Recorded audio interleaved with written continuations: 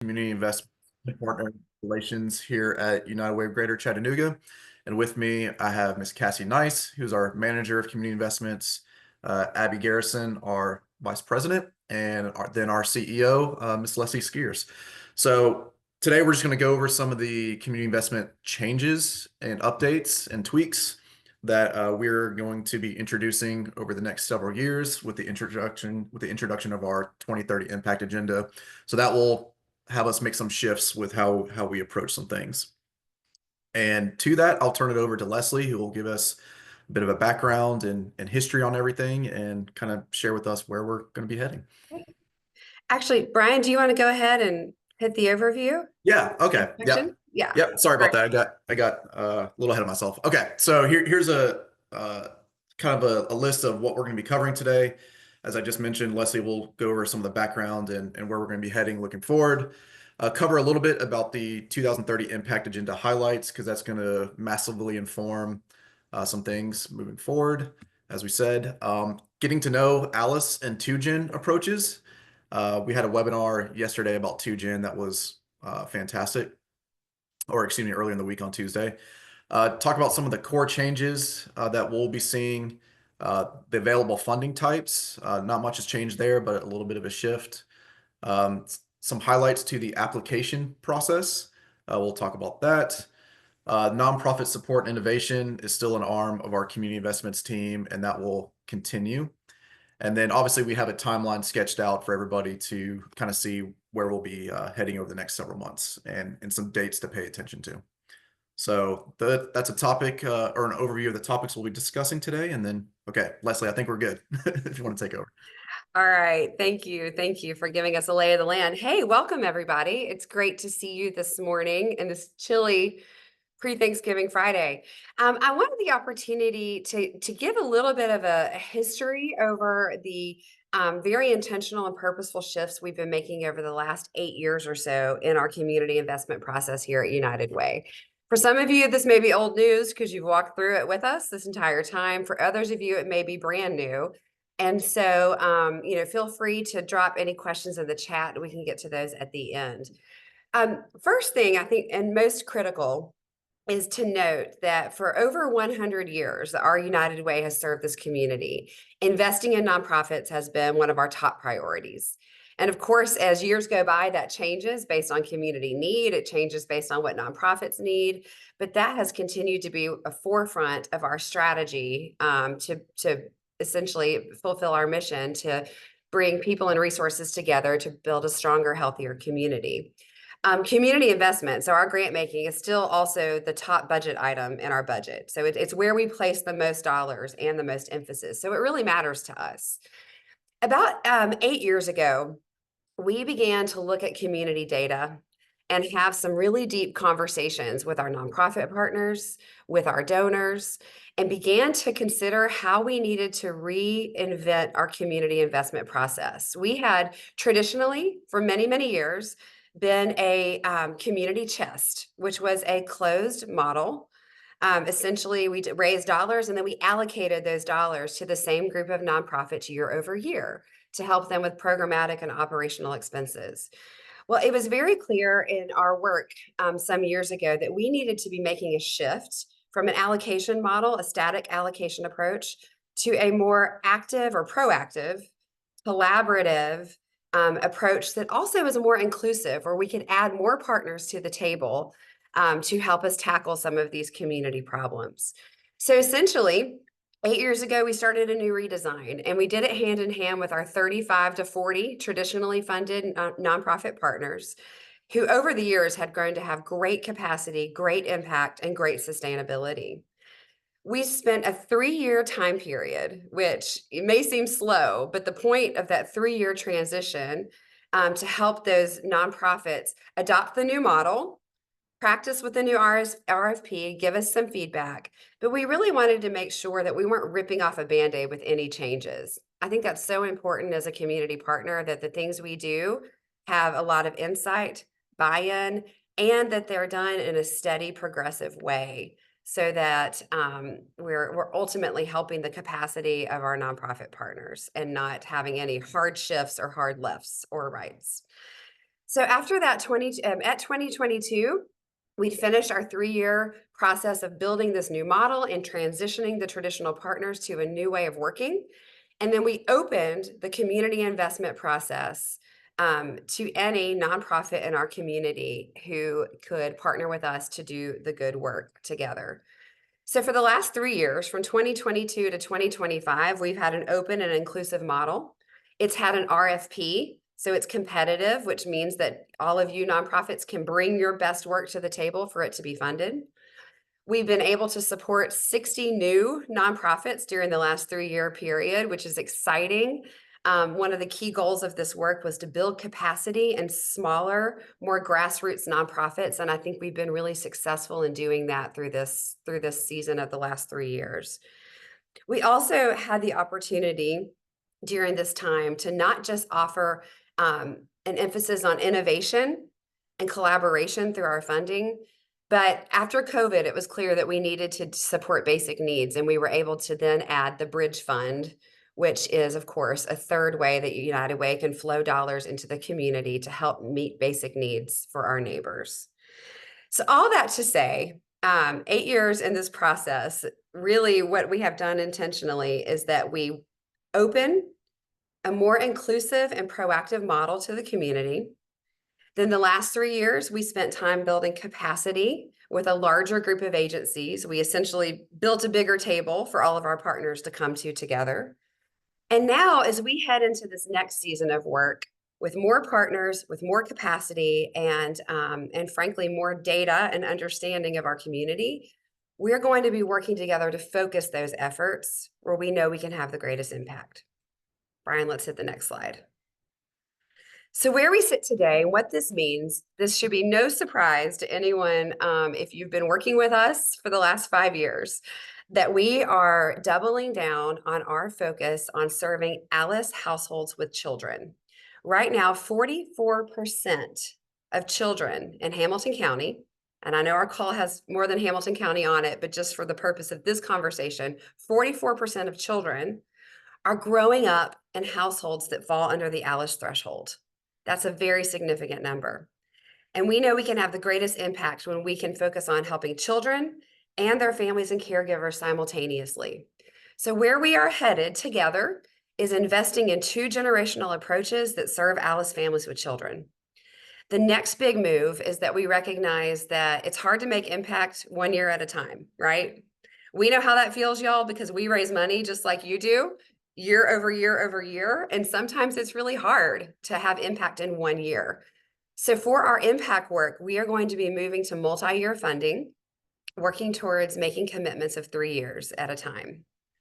We're going to continue our focus on innovation and collaboration, but we're actually going to be investing more in those areas to help skill up all of us as we work on 2Gen and ALIS family approaches. And then finally, we will keep our commitment to the financial support of basic needs. But what that means specifically is that out of the, goodness, hundreds of organizations that we refer to out of 211, we're going to want to start investing dollars in those organizations that take the most referrals and do the most, frankly, where the demand is being increased on our nonprofit partners. We want to give dollars to make sure that you can meet those needs. So to sum it up, y'all, it's exciting. I feel like we have really met our goals in terms of being more inclusive, being more proactive around community need and what the data tells us, and frankly, moving our entire United Way together over the last 8 years to be positioned for greater impact. So thanks for that history lesson. Any other questions, I'll be happy to answer them later or offline. Thanks, Brian. Okay, so hi everybody. I'm Abby Garrison. Good to see many of y'all today. If not faces, at least names, and hopefully get to chat at the end a little bit. So I am going to walk us through in a little bit more detail around our impact agenda. So, Leslie kind of did a good job of laying out what the past several years have looked like for us. You can go to the next slide if you want to, Brian. Thanks. I'm going to give a little bit more history lesson too. So just for those of y'all who, and many of y'all have been involved in this process, just over the past 2 years in particular. So our most recent strategic plan here at United Way called for us to do a bit more research, right? To really dive into what the data was saying. And we actually commissioned a really robust needs assessment, linked there in the corner. And what that has led us to is a deeper understanding of the needs of families and children in our region. So through that process, some of y'all might remember we did lots of roundtables, we did lots of listening sessions. So we tried to combine both the data and the kind of anecdotal, more kind of storytelling side of things, like what were people experiencing on the ground in our neighborhoods and our agency partners. And again, what we heard was that there was a distinct role that people needed the United Way to step into. And so one of those roles is certainly the financial commitment. So that's what a lot of what we're spending time talking about today. The community investments that we put out into the community through you guys.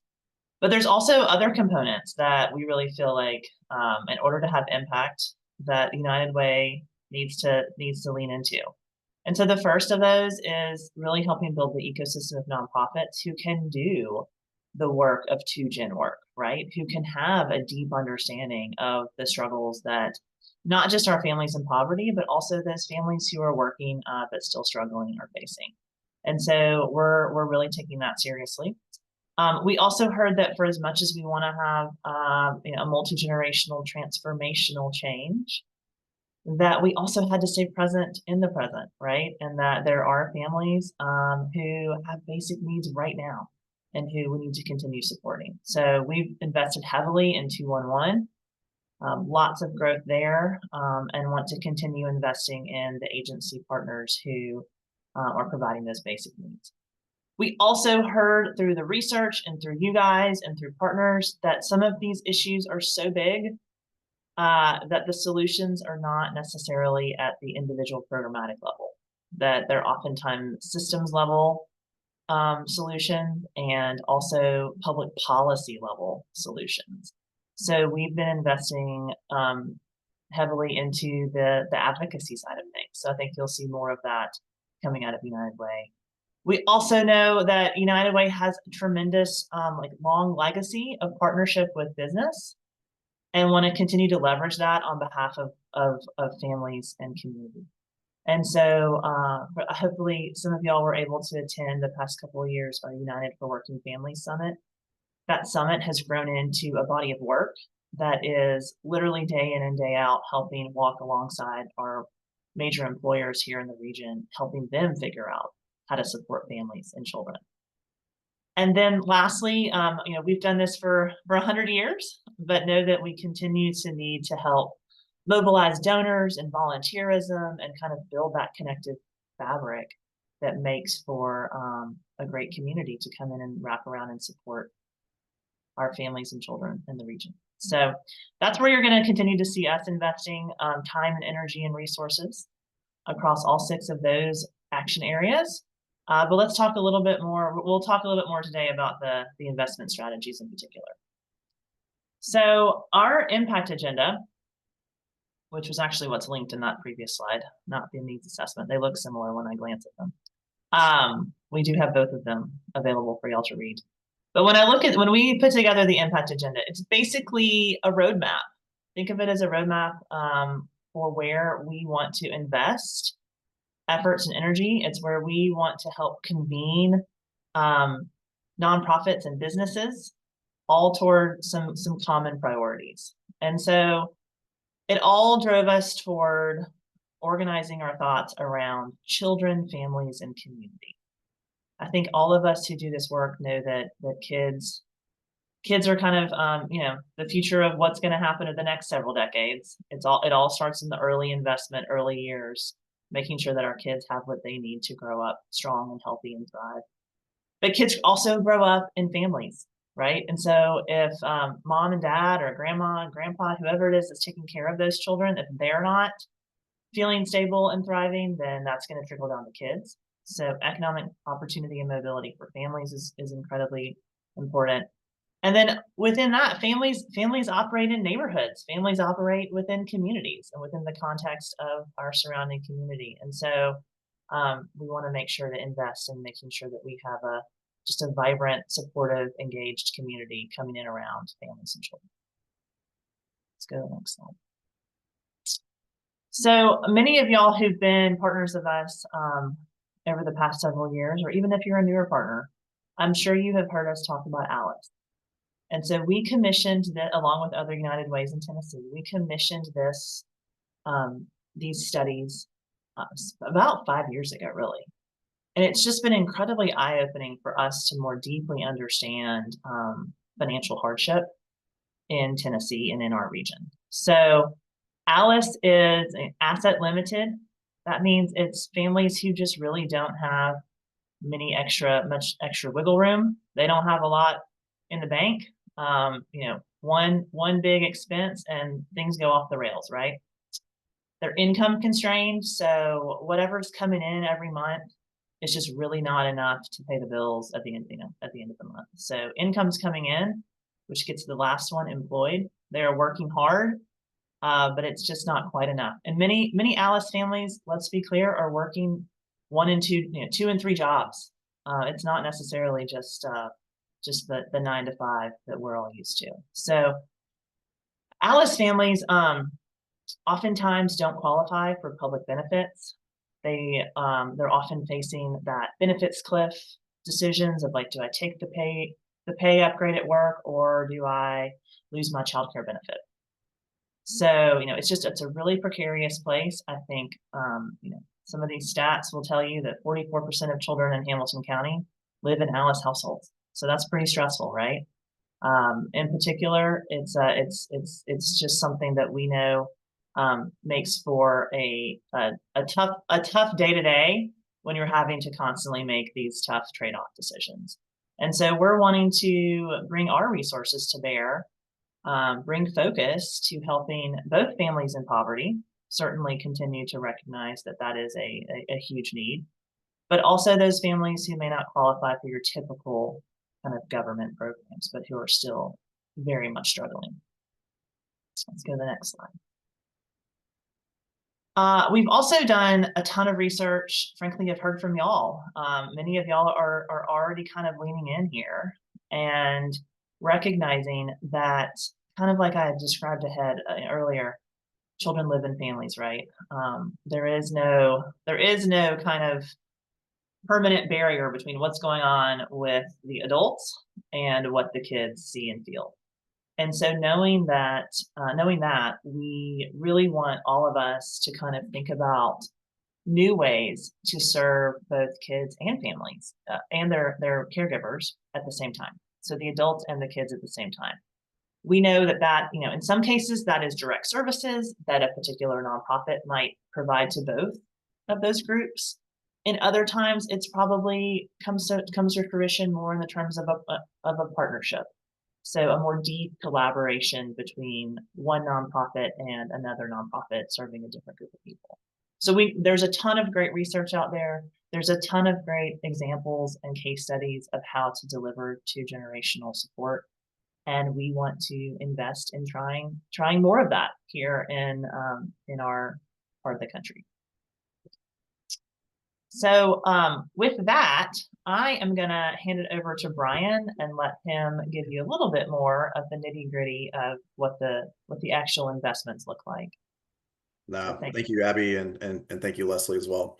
So yeah, based on that bit of history and whatnot, there's essentially 3 core changes that we're going to be looking at, and here's a summary of those when we get to the next slide. Please, Cassie. Thank you. So the first is to focus our funding resources towards high impact and collaborative initiatives geared specifically towards ALICE households. And of course, we want to add that layer, that lens through a 2-gen approach. So that is something that we'll be discussing a lot about today. Second, we want to optimize our resources outside of Hamilton County specifically to target basic needs through 2-on-1 And what does this mean for North Georgia and for Marion and Sequatchie? Well, for North Georgia, and we'll just kind of get at this at the jump, for 2025-26 grant making, what that means is bridge funds and catalyst funds, which are two of the three that we'll be discussing today, will be available. And then starting in 2026, assuming resources are still there that we have to invest, then we'll be investing only in the bridge fund and those basic needs and emergency services starting in 2026 and moving forward. So that's where we're going to be heading in North Georgia. And for Marion and Sequatchie, unfortunately, this means that we don't have the resources currently to invest in that area through our grant making specifically, but just know that we'll still be investing those dollars through 211 and through the emergency hotline. So that's what that means for that second point. And then finally, we're establishing a new measurement framework that focuses on those three impact pillars of children, families, and community. So that's something you're going to hear about a little bit later through the Impact Fund. So there are still going to be three funding types. Historically, over the last several years, we've only had two, which would be the Impact and the Catalyst. And then just last year, we introduced the bridge funds, again, to serve basic needs. So for funding Impact, that is geared towards programs that excel in transformational work within their respective communities.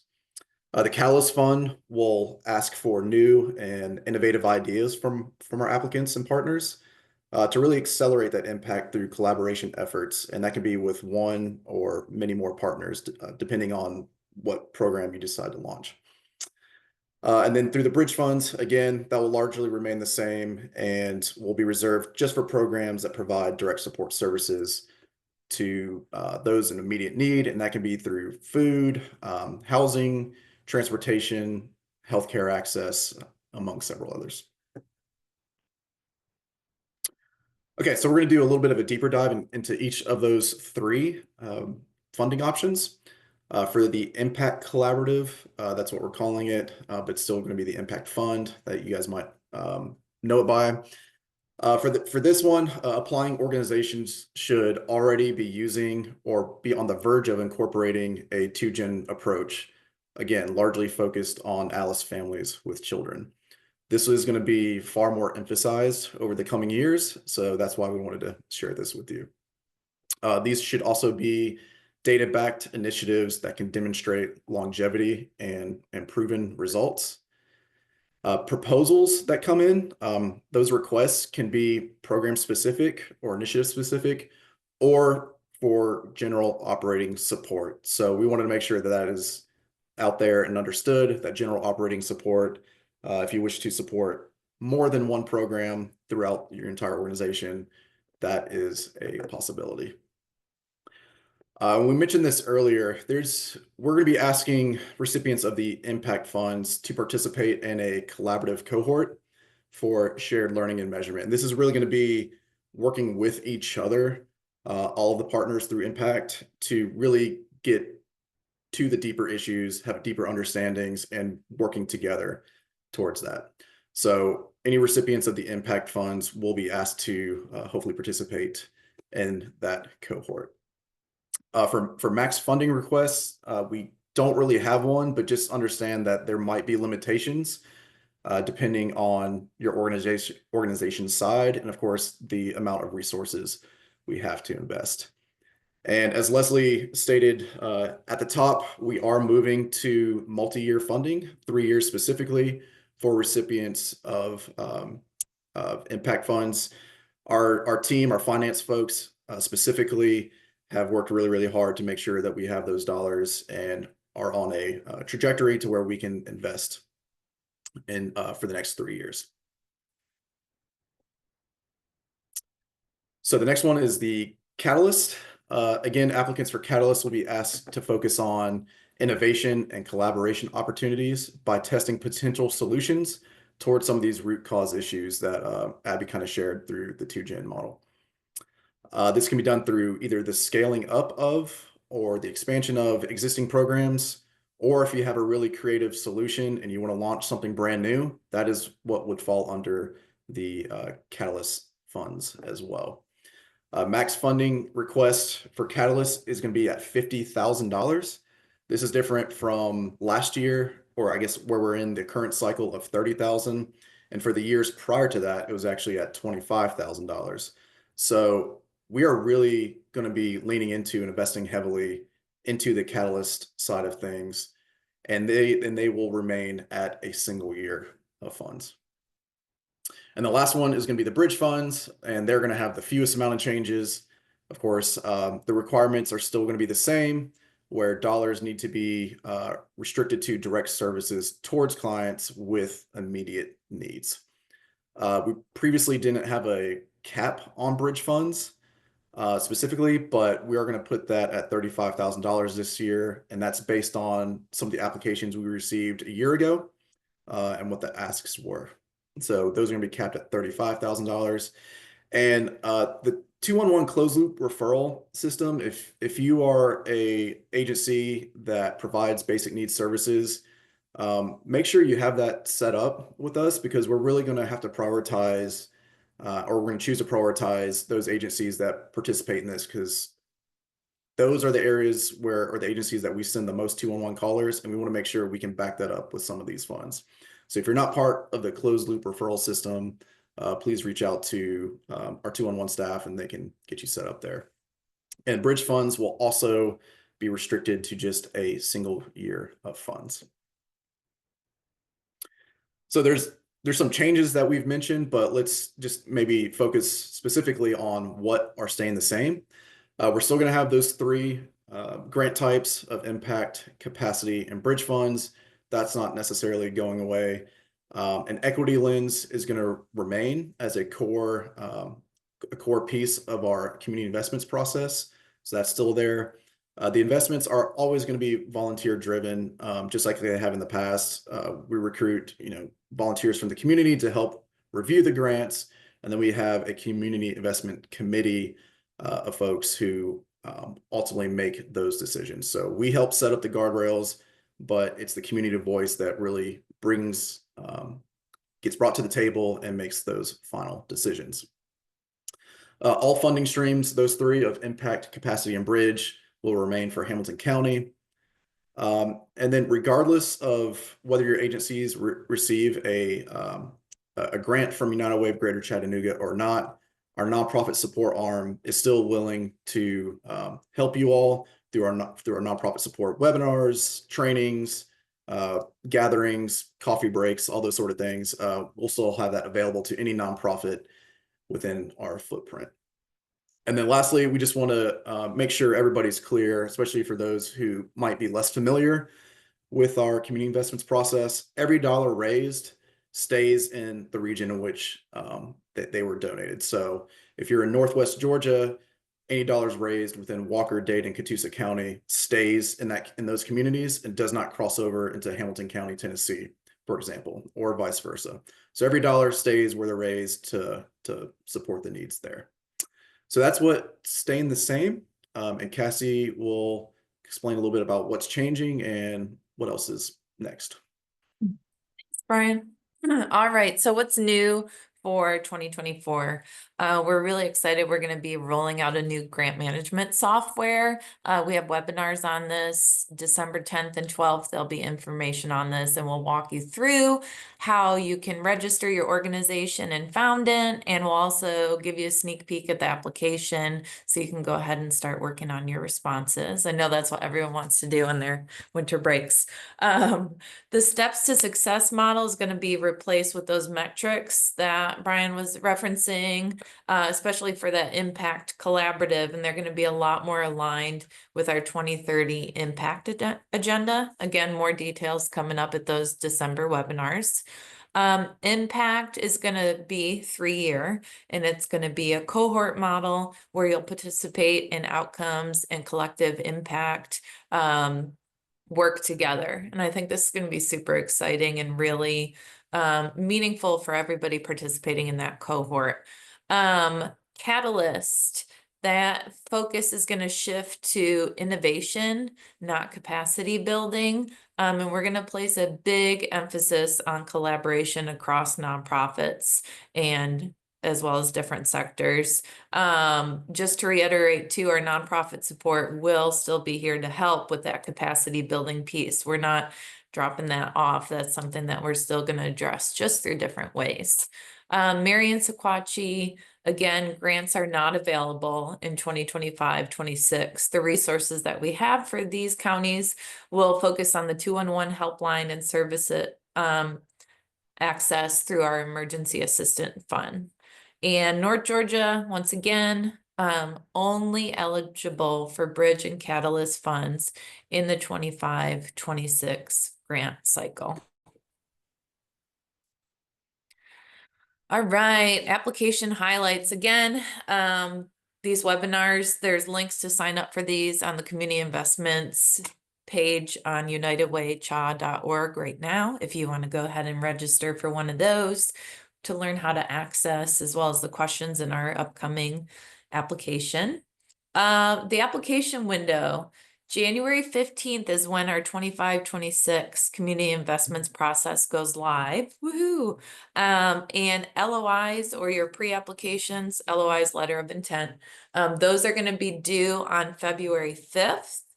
And once our team has confirmed we have all the materials we need and checked for alignment, you will be notified and will either be told that some changes need to be made or there's not alignment, or you'll move on to the next stage, which is the full application, which will be due February 27th.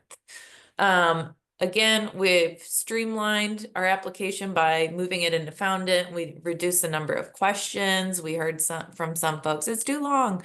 And organizations can apply for multiple funding streams within one application. So you don't have to resubmit for every different grant type, fund type that you're submitting for. You can just submit one. Again, one of the big things we're going to be looking for is clear alignment with those priority areas in our impact agenda.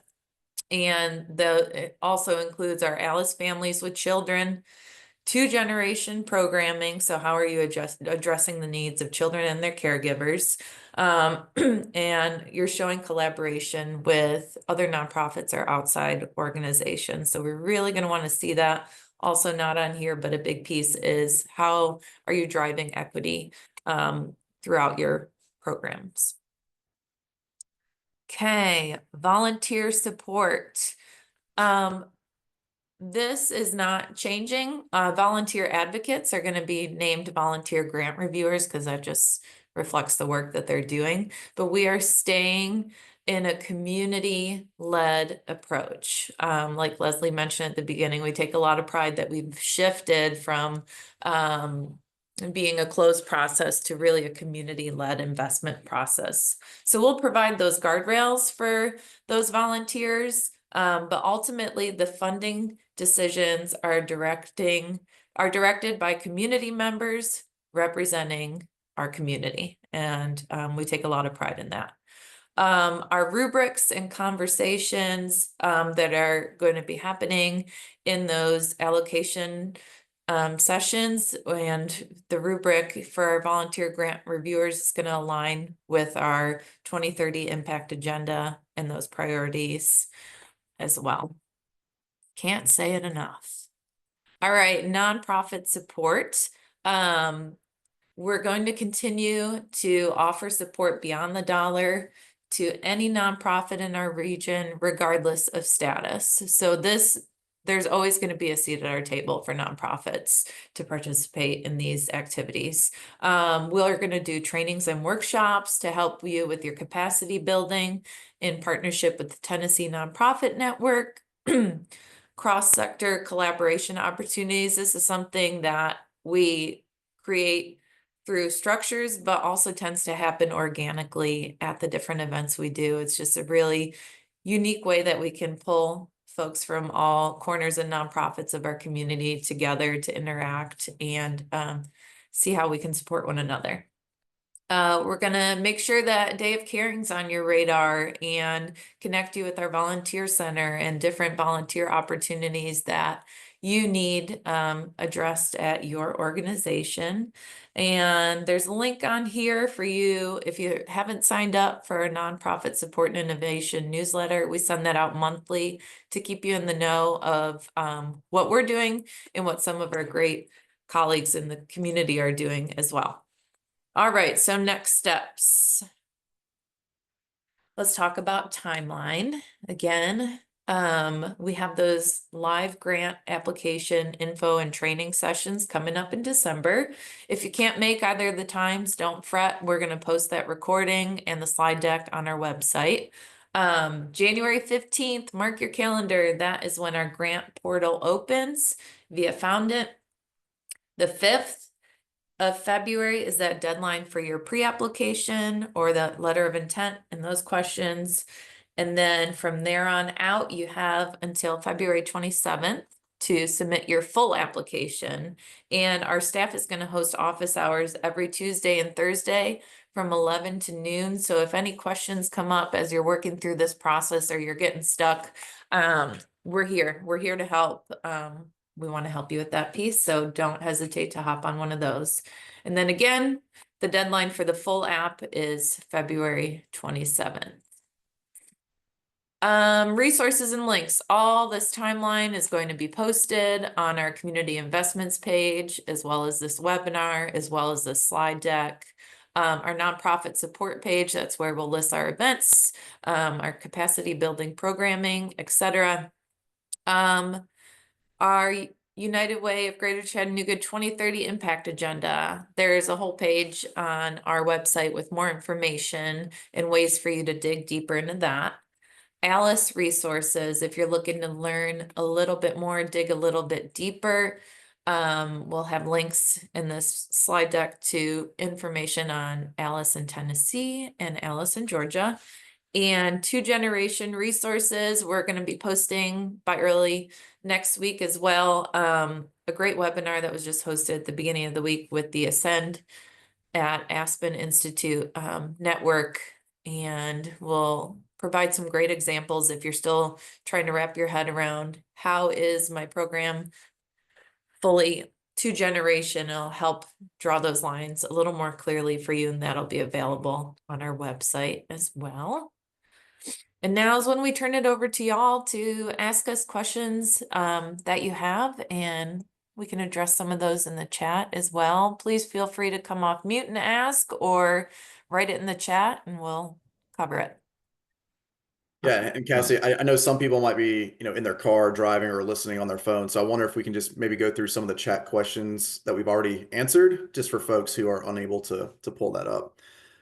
So for the Impact Fund, the 3-year investments, can Northwest Georgia apply? Not at this time, no. That's, if we need to have a larger conversation about that, just reach out to us and we'll be happy to share more.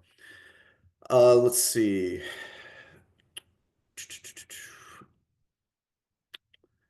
Max has a question. Okay, Max, go ahead. Hi, I was just, this is Max from Signal Centers. I was wondering if there was anything you could share at this time about the shared measurements framework, just so that we can go ahead and, just because that's my department in Signal Center, so just so I can try to get a jump on making any adjustments we need to. No, great question, Max. So yeah, we worked with some consultants out of Atlanta to have that pulled together, and we are currently taking that information and getting it formatted, and we'll have that available and ready for you all before the December 10th webinar, that how-to training. Because you're absolutely right, we want to make sure you guys have all the information you might need to understand what measurement, like for impact grants specifically, what measurements, what sort of outcomes can we anticipate and expect from anybody who receives one of those grants. So yeah, we're currently getting that pulled together and packaging it, and everyone will have access to it on our website once that becomes available. Okay, terrific. Thank you. I would also add to that, Max, don't hesitate to take a peek at those three focus areas in our 2030 impact agenda: opportunities for all children, economic mobility for families, and a more connected community, because all of those metrics are going to stem from what you're going to see covered in each of those areas on our 2030 impact agenda. Excellent. Sounds good. Thank you. I wanted to add something. Jennifer Hoff, I think you asked the question on here about, will the grants, the impact cohort or the impact collaborative will open every 3 years around the Alice and 2Gen work? Yes. But one thing that we have been successful at so far, and we are really doubling down on for the future, is we have been working on writing for and winning and receiving significant grants to come to our community to bolster this work. You know, the dollars that flow through community investment are raised in the campaign and out as our team is out there, you know, hitting the streets, feet on the streets, raising money so that we can reinvest it in you all. But we know that we can amplify that with big state and federal dollars and national foundation dollars. So just kind of to give you a sense of that, you know, we administered Tennessee Cares, 24 something million back during COVID. We just wrapped up or in the midst of wrapping up a tutoring initiative with a number of nonprofits in Hamilton County schools for $4.5 million. We have some grants in the pipeline right now that are significant. The point is this: we're working to pull partners together. And the more we are already working collaboratively through the Impact Collaborative, through the Catalyst grants, the more that we're connected, the easier it is to stand up those opportunities and bring dollars back to fund good work happening here. I hope that makes sense. I just say that so that you keep your eyes open, because we're going to be continually working to invest more dollars in our community in that way. Abby, was that clear?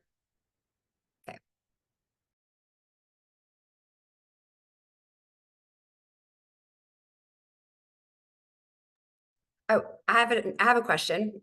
Someone asked me on the side this week, can we speak to designations? Designations being part of the community investment process or as a separate service that we provide. Sure. Yeah. So designations will really pretty much stay the same as what they have been in recent years, which is, you know, if a donor designates on their donation to United Way that they want it to go to a specific agency, we have always and will continue to honor that request. So, you know, I think those have kind of been, Leslie, correct me if I'm wrong, those have kind of been holding steady in terms of total amount, but those are always in addition to whatever grants you received through this process. So that is kind of unique in the United Way network. A lot of United Ways kind of do their figuring on their grant application process and then, you know, take a part of it, fund it through designations. We do not do that. We fund our community investments separately, and then on top of that, if you receive designations from a donor, we will make sure that those get to you. Yeah, and you're right. I actually think they were up last year. Designations increased a bit last year, which is always good for all of our partners. Yeah.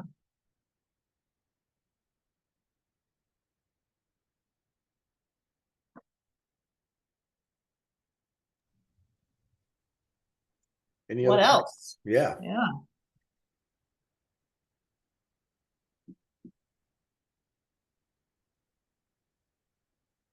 I will put in the chat our team's email that after this session, if you wish to reach out to us and have a bit more of a conversation, just reach out to us at impact@uwchat.org. Cassie and I specifically get those emails, and one of us will reach out to you and schedule something if we need to have a bit of a one-on-one discussion. So happy to do that. Rachel, I think, are you trying to raise your hand? Yes. We got it. We understand. I play with so many different things, Google Meet, this and that. So what's, and no offense given, what's going to happen to the counties that are very close to you in Chattanooga? What's going to happen to us? I can answer that. We will still be serving your counties. That is not changing, that is not shifting. But what is really important is meaning all of our training, all of our capacity building, 211, emergency services. You know, the United Way is, and I'm proud to say this, the dollars are important that we grant, we know that, but what we're working to do is so much greater than that. So all of our counties that we serve out in Northwest Georgia will continue to partner with us in that way. What's important though is that, as we noted earlier, where we raise the dollars is where they stay. And so we have a little bit, we have boundaries, right, based on the dollars we have to invest in North Georgia. So as we have looked at that more deeply, it's been clear that basic needs seems to be the greatest need in those counties. And so it didn't make a lot of sense to have Northwest Georgia agencies joining an in-depth cohort that meets, you know, once a month and is doing all this heavy lifting on evaluation for long-term impact when we know basic needs is the need now. We want to be flexible and adaptive.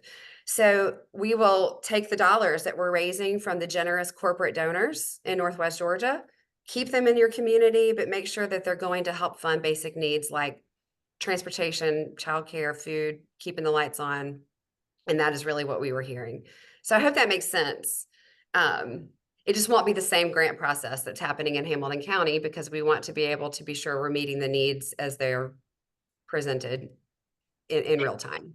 And it does make sense, you know, but you know, our basic needs also, or especially with a domestic violence shelter or youth cottage, are safety, security, and food. You know, and so how do we continue to partner with you? And so that you answered it perfectly. So thank you. Good morning. I have a question. This is Takora with Girls Inc. And I think I know the answer, but I just want to ask. So Girls Inc. has a satellite site in Marion County. This is our second year. Can we write that those girls in that service in any of the grants? Because Girls Inc. of Chattanooga is the base site. All of our staff will be coming from Hamilton County to serve the 5 schools that we currently serve now. I can try to answer that, Takora. Okay. I mean, I would say it's probably not necessary. I would say, given that the focus of your work is in Hamilton County and the bulk of our impact dollars are available in Hamilton County, yeah, I would focus there. Right, we still would 100% would still focus, but I mean, we serve about anywhere from 60 to 75 young ladies from Marion County, and seeing that there's no funding, just asking if we could write those girls in, although the service is being provided in Hamilton County. But I understand. Yeah, I mean, I think that, I mean, just to further clarify and put a finer point on this, like the intent of the dollars raised where they are, staying where they are, right? Really, the way that lives out is that we would like to see, and we all know we live in a metro. There's some regional bleed, like people drive in. I mean, I'm not asking you to get like at the individual level, but we would like for the focus to be on Hamilton County dollars invested in Hamilton County agencies benefiting Hamilton County residents. And then same for Northwest Georgia. Northwest Georgia dollars invested in Northwest Georgia based agencies benefiting Northwest Georgia residents. That's the general kind of thinking and desire. Understood. Thank you. Yeah, thanks.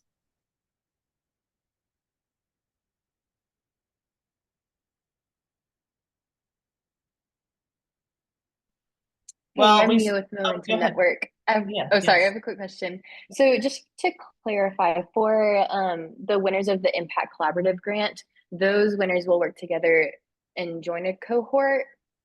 Is that correct?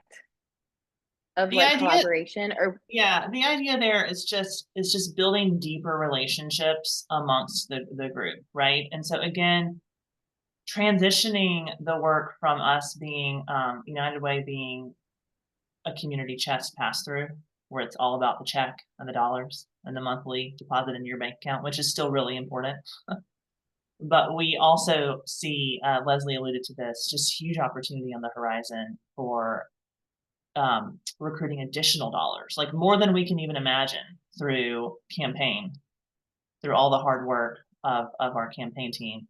If we are working really hard to have deep relationships amongst our partners, amongst ourselves, really collaborative kind of 2-generational approaches, which again might not be you standing up a new project, a new program. It might just be you strengthening the relationship with another agency, right? And so we, we're trying to combat the narrative out there of like siloing in the sector, and which I don't think is true. I think that people work together beautifully. I think we want to continue to invest in that. I think we want to see more of it. We just want to position our nonprofit ecosystem and the folks working on Alice Households with Children to be really deeply connected to one another and ready to serve kids and families, but also find additional resources for your work. Great, And thank you so much. I'd love to add on to that too, that if you're thinking, oh man, well, if I apply and I'm not a part of that cohort, and I'd love to learn about this metric process that y'all have created, don't worry, that's going to be offered through our nonprofit support and innovation next year as well, because Highland Nonprofit Consultants, they've helped us develop some really great tools, and we want to be able to show collective impact among all our nonprofits, and we want to make those tools as accessible as possible and help our nonprofits who might not have a data person or are looking to dig a little bit deeper into their metrics and data collection. We want to share those tools, so that will be available as well. Hi, it's me again. So if can the funds be used to provide stipends for internships and apprenticeships if their placements do not provide a paid internship? I mean, my quick answer to that is sure, absolutely. Okay. I mean,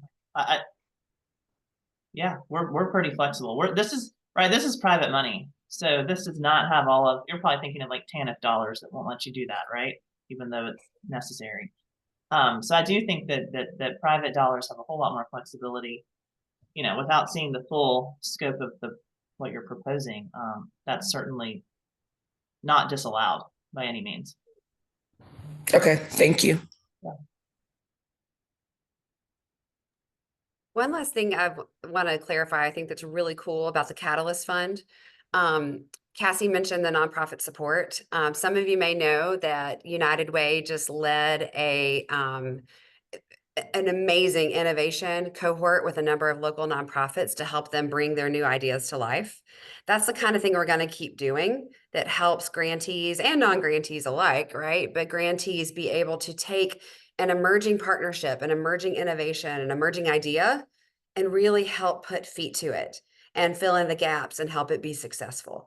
So I think if you hear anything out of this webinar today, it's that we are, for a few years, we've been offering structures and support to help the organizations we fund be successful.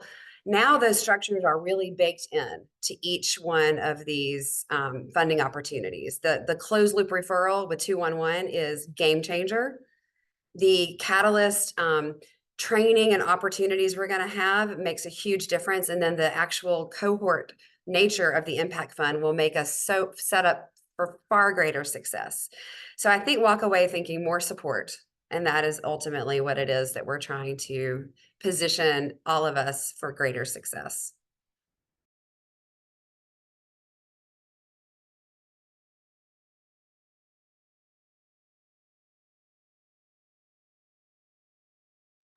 Okay, well, it's 11:56. We appreciate all of y'all's interest and questions and inquiry, and I'm sure you will have more questions pop up. For me, it's usually when I'm in the shower or brushing my teeth. So just, jot them down and reach out to us Brian and Cassie, both have said oh, it's in the chat, the impact@uwchat.org. You also have, most of y'all have a individual contact for one of us. Feel free to reach out either way. We would be happy to see you at office hours, but we'd also be happy to just hop on the phone or have a chat with you if you have more specific questions just for your specific situation. But hope to see you in December, and we'll be sure to send follow-up email with all the links and all the slides and all the information. And yeah, open door if you have any other thoughts or questions. Feel free to reach out. Thank And you. happy Thanksgiving. Yes. Hope everybody's ready for a wonderful, cozy holiday.